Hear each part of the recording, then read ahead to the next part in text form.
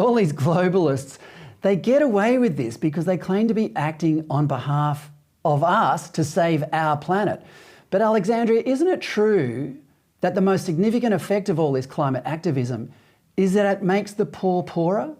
This has been my point all along. The countries who have the most wealth look after their environments the best, because you have to have the time available and the resources to look after the environment, which poor people don't have. So when you make the West poorer, you're not making the developing world any richer. We haven't seen that happening.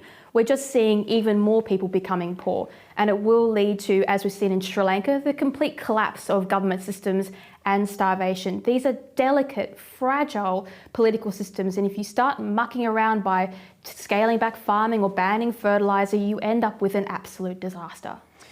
Well, speaking of political systems, it seems the United Nations is often the organisation behind all these programs that we're talking about.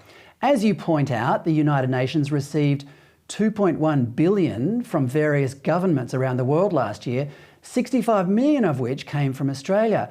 Alexandra, what are we getting for all that money? Well, I think last time I checked, we're paying for an awful lot of private jets and a lot of five-star accommodation. They had one of the worst bills of any government or any bureaucracy authority there.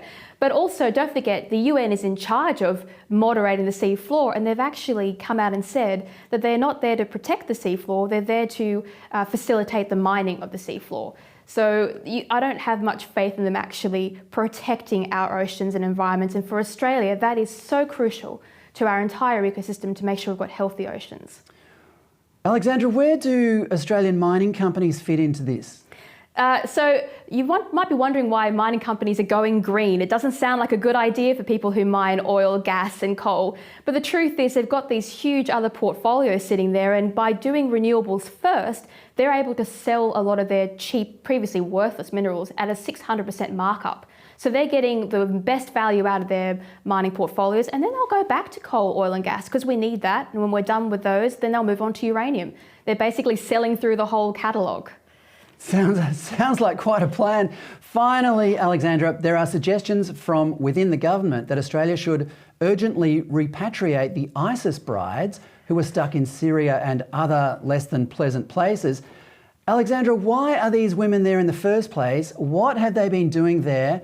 And should we bring them home? Look, the Australian ran about half a dozen stories last weekend trying to soften people up to the idea of bringing, let's be frank, terrorists back to the country. We call them ISIS brides, but they are adults who decided to leave Australia to join a terrorist organisation to wage war on the West.